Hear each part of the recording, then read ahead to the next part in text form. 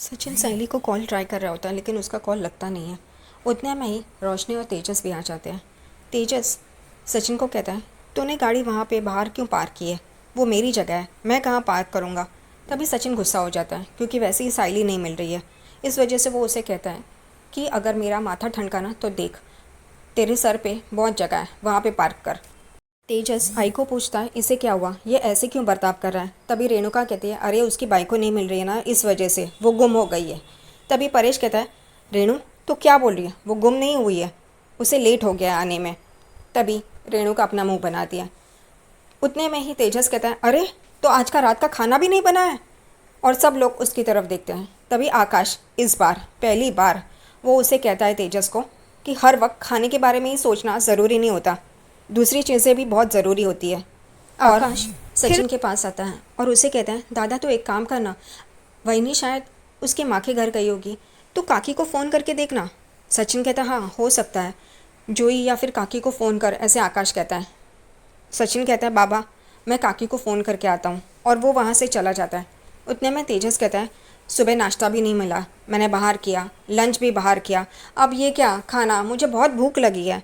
तभी रेणुका कहती है, हम लोग कुछ ना कुछ करते हैं। आकाश कहता है, रहने दे आई, मैं खाना बनाता हूँ। उतने में रेणुका कहती है, नहीं नहीं, तू तो होटल में भी खाना बनाया, यहाँ पर भी खाना बनाया, तो थक गया होगा ना, रुक हम लोग कुछ ना कुछ करते हैं। उतने में रोशनी पूछती है, काकू कुछ ना कुछ करते हैं मतलब? उतने में रेणुका रोशनी पे बॉम्ब फोड़ती है और कहती है, आज का खाना तू बनाएगी, हम लोग भी दिखा देंगे साइली को कि अगर वो नहीं है तो हम लोग उस पर निर्भर नहीं है, बना। और यहाँ पे रोशनी चौंक जाती है। रोशनी कहती है, काकू मुझे तो थोड़ा बहुत ही खाना बनाना आता है। आकाश गुस्सा हो जाता है। आकाश भी बहुत अच्छी तरह से जवाब देता है। वो कहता है, आई रहने दे, मैं खाना बनाता हूँ सबके लिए। कुछ लोगों को सिर्फ उंगली उठाना आता है लेकिन उंगली से खाना बनाना नहीं आता। तेजस भी गुस्सा हो जाता है। वो कहता है, आकाश रोशनी को खाना बनाना आता है और वो सब कुछ बना सकती है। और रोशनी एकदम से तेजस की तरफ देखने लगती है। रोशनी काकू को कहती है, काकू रहने दीजिए, मैं खाना बनाती हूँ, मैं ऐसे सबको भूखा नहीं सोने दे सकती।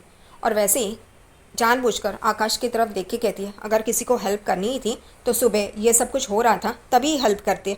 और गुस्से से आकाश की तरफ देख रही होती है और आकाश भी गुस्से से रोशनी की तरफ देख रहा होता है। रोशनी तुरंत आकाश को देखती है और कहती है, कौन क्या करता है ना मुझे अच्छी तरह से पता है, और उसके पीछे मोटिव क्या है ना मुझे बहुत अच्छी तरह से पता है। अब आकाश को वो ताना दे रही है। रेणुका और परेश सिर्फ देखते रह रहे हैं। रोशनी ये सब कुछ बोल के किचन में चली जाती है। तेजस कहता है, आई मैं फ़्रेश होके आता हूँ जब तक खाना बन रहा है। आकाश अपने सर पे हाथ मारता है। रेणुका शुरू हो जाती है, जब से ये फूल वाले की शादी इस लफंगे से हुई है तब से चैन नहीं मिला है। रेणुका फिर कहती है, तंग आ गई हूँ मैं, तंग आ गई हूँ, और वो वहाँ से उठ के अपने कमरे में चली जाती है। आकाश परेश को देखता है, उसके पास आके बैठता है और कहता है, बाबा तू फिक्र मत कर, बहनी उसके आई के घर पे ही रहेगी, दादा फ़ोन कर रहा है ना, वो मिल जाएगी। परेश कहता है, जहाँ पर भी हो वो सुरक्षित हो, बस इतना ही मैं सोच रहा हूँ। सचिन साइली की आई को फ़ोन करता है लेकिन साइली की आई साइली को फ़ोन कर रही होती है और वो कहती है, इसका फ़ोन क्यों बंद आ रहा है? और सचिन कहता है, ये काकी किससे बात कर रही है इतना, वो फ़ोन इंगेज आ रहा है। जोई अपने आई से पूछती है, तो इतने टेंशन में क्यों है? तभी जोई की आई कहती है, पता नहीं मुझे अजीब से घबराहट हो रही है, मैंने सुबह साइली से बात की थी ना, उसके बाद से मुझे अजीब लग रहा है, वो कैसी होगी, कहाँ है, और उसका फ़ोन भी नहीं लग रहा है। सचिन जोई को कॉल करता है। जूही देखती है तो कहती है, जीजू का कॉल है। वो स्पीकर पे डालती है ताकि आई भी उसका कॉल सुन सके। सचिन कहता है, अरे जूही तू है, अच्छा साइली वहाँ पे है ना, तो उसको फ़ोन देना, वो इतनी देर हो गई आई नहीं है, शायद उसने अपना फ़ोन पर्स में डाल दिया होगा, उसे समझ में नहीं आ रहा है बज रहा है उसका फ़ोन। तभी जूही कहती है, नहीं जीजू आप मेरी बात तो सुनिए, ताई यहाँ पे नहीं आई है। और सचिन एकदम चौंक जाता है। जूही कहती है कि सुबह भी आई से उसने ठीक ढंग से बात नहीं की थी और तब से अब तक उसका फ़ोन नहीं लग रहा है, हमें भी पता नहीं वो कहाँ पे है। और सचिन एकदम दंग रह जाता है ये सुन के। सचिन जूही को बोलता है कि यानी कि साइली वहाँ पर भी नहीं आई है? जूही कहती है, नहीं साइली कहीं खो गई है क्या, वो मिल नहीं रही है क्या? सचिन बात को संभाल लेता है और कहता है, नहीं नहीं वो तो कोई फूल माला की डिलीवरी करने गई होगी, उसका फ़ोन नहीं लग रहा होगा, तू फिक्र मत कर, वो आ जाएगी, वो आएगी ना तो मैं फ़ोन करने के लिए बोलता है, तुम लोग टेंशन मत लो, हाँ रखता हूँ मैं। और यहाँ पे साइली की माँ की हालत ख़राब हो जाती है। वो ये सुन के एकदम चौंक जाती है और वो अरे देवा करके नीचे बैठ जाती है। साइली की माँ जोई को कहती है कि पता नहीं मेरी बच्ची कहाँ पे होगी, और किस हालात में होगी। ससुराल में अगर कुछ भी होता है, कहाँ सुनी होती है, तो वो मुझे बताती है, लेकिन आज आज ऐसा कुछ भी नहीं किया। उतने में ही बाड़ू आ जाता है और वो आग में घी डालने का काम करता है। वो कहता है कि हाँ, उसके पति को पता होगा वो कहाँ है, उसी से झगड़ा किया होगा, उसी ने कुछ किया होगा। तभी जूही कहती है, बाड़ू तुझे कुछ भी पता नहीं है, तू चुप रह। तभी बाड़ू चुप रहने का नाम नहीं लेता, वो भी रेणुका की तरह ही बन गया है। बाड़ू कहता है, तुम लोग को पता नहीं, उस बेवड़े ने दारू पी के कुछ ना कुछ तमाशा किया होगा और ताई और उसकी कहाँ सुनी होगी, झगड़ा हुआ होगा। इस वजह से ताई तंग आके वो घर छोड़ के चली गई होगी। यहाँ पे साइली की माँ बाड़ू को चुप रहने के लिए कहती है, अगर तुझे सच्चाई नहीं पता तो चुप रह। लेकिन बाड़ू चुप नहीं रहता। वो कहता है, तेरे जावई बापू ने ही कुछ ना कुछ किया होगा, इस वजह से ताई तंग आके वो घर छोड़ के चली गई है। और तुम लोग भी, ये शादी हुई ना, वही गलत हुआ। उस इंसान से शादी होनी ही नहीं चाहिए थी। और जूही और बाड़ू की माँ एकदम बाड़ू को देख रहे होते हैं। उतने में साइली की माँ अपने पति की तस्वीर को देखती है और उनके पास जाती है। साइली की माँ अपने पति की तस्वीर के सामने आती है, हाथ जोड़ती है और कहती है, साइली जहाँ पर भी हो वो सुरक्षित घर वापस आ जाए। तेजस, रोशनी, रेणुका और आकाश खाना खाने के लिए बैठते हैं। तभी खाके तेजस कहता है, क्या मस्त खाना बनाया है, देखा आई रोशनी क्या मस्त खाना बनाती है। तेजस तुरंत रोशनी की तारीफ़ करना शुरू कर देता है। क्या मस्त बना, ये रसम तो कितना मस्त है। रेणुका भी शुरू हो जाती है, हाँ मस्त है, एकदम चटकदार है। और वो उस रसम को देखता है और कहता है तेजस कि इसमें बैंगन भी दिखाई दे रहा है। तभी रोशनी कहती है, यह बैंगन का रास्ता है। तभी आकाश उसे देखता है चम्मच से ऊपर लेके और कहता है, हाँ तभी सोचूं ये इतना पानी पानी क्यों है। और सब लोग उसको देखने लग जाते हैं। रेणुका आकाश को कहती है, खाना बनाने में बहुत मेहनत लगती है, बहुत मेहनत का काम है, खाओ खाओ। उतने में रेणुका देखती है कि परेश यहाँ वहाँ घूम रहा है, वो खाना खाने के लिए नहीं आया है। तभी रेणुका कहती है, परेश तुम क्या घूम रहे हो, आओ ना खाना खाने के लिए। परेश कहता है, यहाँ पे साइली नहीं मिल रही है और तुम लोग को खाना खाने की पड़ी है, किसी को भी उसकी चिंता नहीं है। तभी रेणुका कहती है, वो क्या 5 साल की बच्ची है जो तुम उसे। रेणुका परेश को कहती है, वो खुद ही तो गई है घूमने के लिए, फिर हम लोग चिंता क्यों करें। परेश कहता है, वाह मुझे समझ में आया, घर की बहू के लिए तेरे क्या ख्यालात है। तू एक काम कर, खाना खा, मेरा दिमाग मत खा। तभी वो कहती है, हाँ खा ही रही हूँ। और वो खाना शुरू कर देती है। सचिन परेश के पास आता है और कहता है, बाबा साइली नहीं मिल रही है। परेश पूछता है, तूने शोभा बहनी से बात की। वो कहता है, हाँ साइली वहाँ पर भी नहीं है। उतने में तेजस कहता है, वो आ जाएगी ना, तू इतना टेंशन क्यों ले रहा है। तभी सचिन कहता है, मेरा माथा बहुत ठनका हुआ है, तू चुप रह। और उतने में परेश भी कहता है, तेज। रोशनी तुरंत आँख में घी डालने का काम करती है और कहती है, काका साइली घर छोड़ के गई होगी, क्योंकि सुबह सचिन और साइली की बहस हुई थी, उनका झगड़ा हुआ था। तभी परेश सचिन को देख के कहता है, तेरा और साइली का झगड़ा हुआ था। और सचिन परेश को देख रहा होता है। लेकिन उसके बाद रेणुका ने उसे जो ताना मारा होता है और रोशनी और तेजस भी हंस रहे होते हैं, उसका क्या, वो लोग कुछ भी करके बच के चले जाते हैं। फंसता है सचिन। परेश सचिन पे गुस्सा हो जाता है और कहता है, तुझे अपने आप पे काबू नहीं है, तू क्या बोलता है, तुझे समझ में भी आता है। सचिन कहता है, मैंने ऐसे कुछ नहीं कहा था, मैंने सिर्फ मजाक मजाक में ये बोला था।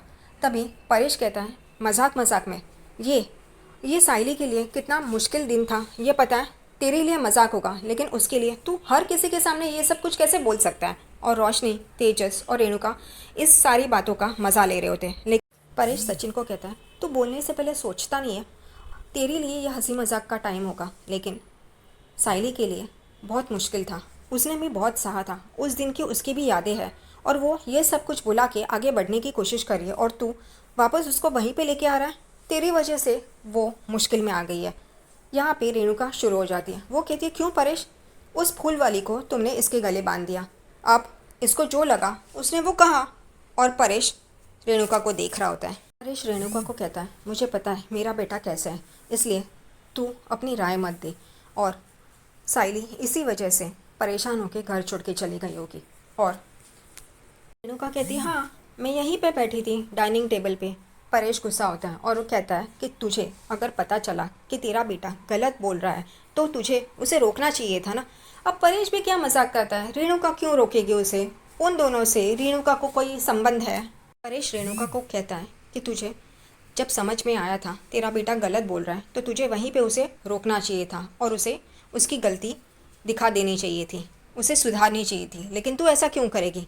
सचिन तेरा बेटा नहीं है ना, तुझे तो उसमें हमेशा खामियां ही नज़र आती है।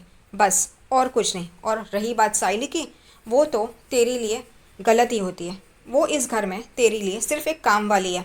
आज पता चला परेश को सही में ये भी एक ट्यूबलाइट है। परेश सबको पूछता है, रोशनी, तेजस, आकाश, कि तुम लोगों ने ये झगड़ा देखा तो तुम लोग ने कुछ भी किया नहीं, कुछ भी कहा नहीं। सब लोग मुंडी हिला के ना ना कर रहे होते हैं। आकाश बाबा के पास आता है और कहता है सॉरी। रेणुका तो मुंह बना रही होती है। तभी सचिन भी बाबा को सॉरी कहता है, लेकिन परेश कहता है तेरी गलती है और तूने ये सब करके बहुत गलत किया है। सचिन को जूही का कॉल आता है और वो जूही को पूछता है साइली मिल गई क्या, उसे बोल वहीं पे रुक, मैं आता हूँ उसे लेने के लिए। वो कहती है नहीं जीजू, मुझे आपसे एक बात करनी है। और वो कहती है कि सुधाकर छूट गया है, पिछली बार उसने आपसे काफ़ी मार खाई थी, तो इस बार वो बदला तो नहीं ले रहा है। सचिन एकदम चौंक जाता है और कहता है तू फिक्र मत कर, मैं देखता हूँ। यहाँ पे परेश कहता है क्या हुआ, साइली मिल गई? वो कहता है नहीं, मैं ज़रा बाहर जाके आता हूँ। आकाश कहता है दादा मैं भी आता हूँ।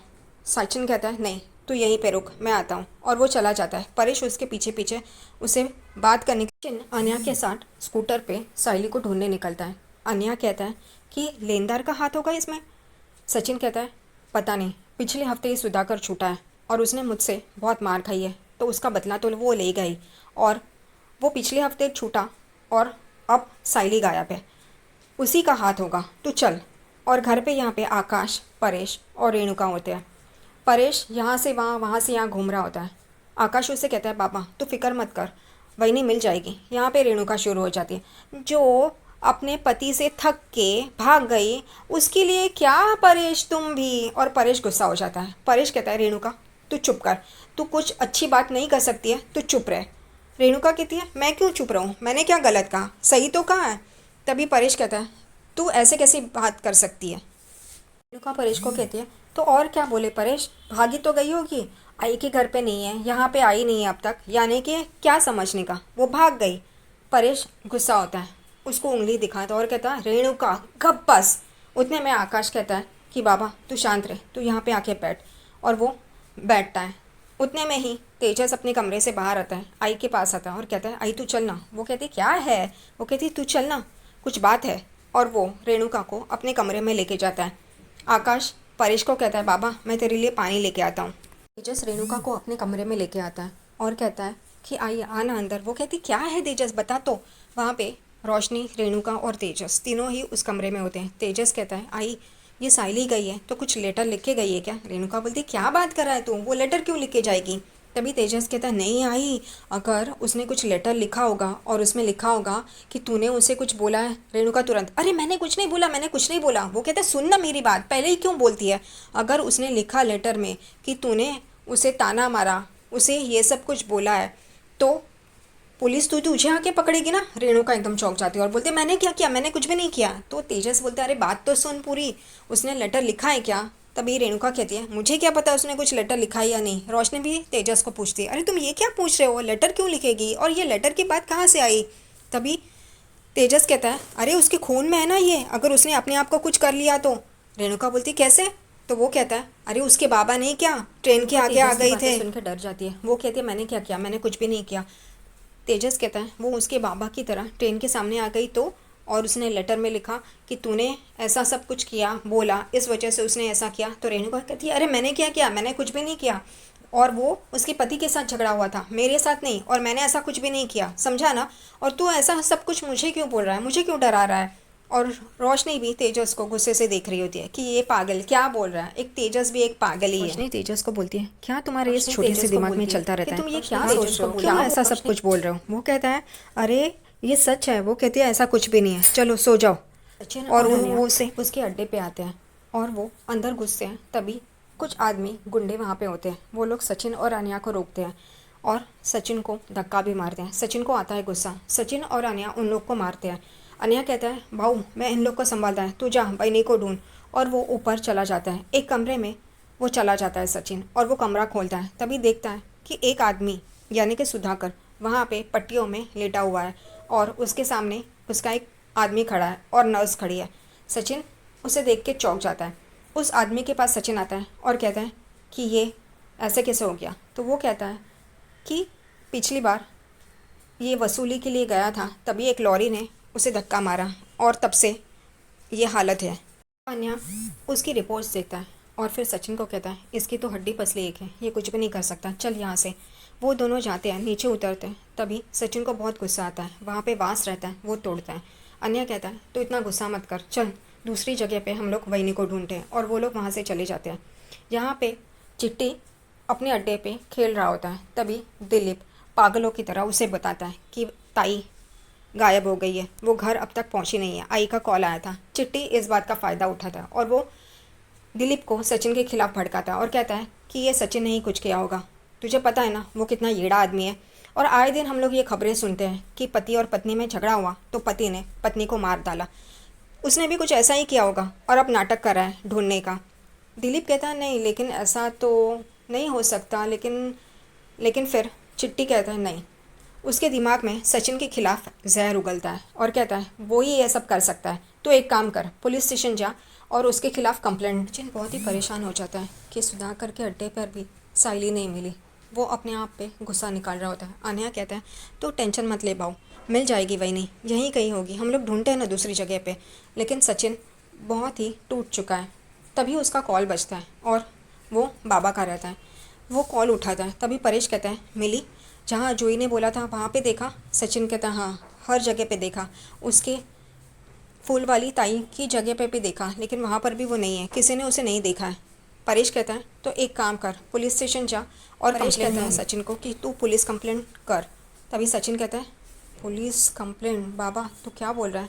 परेश कहता है हाँ देख, तू ढूंढ रहा है तो तुझे नहीं मिल रही है, तो हमें पुलिस कंप्लेंट करनी ही होगी, और पुलिस भी ढूंढेंगी तो साइली हमें जल्द से जल्द मिल जाएगी।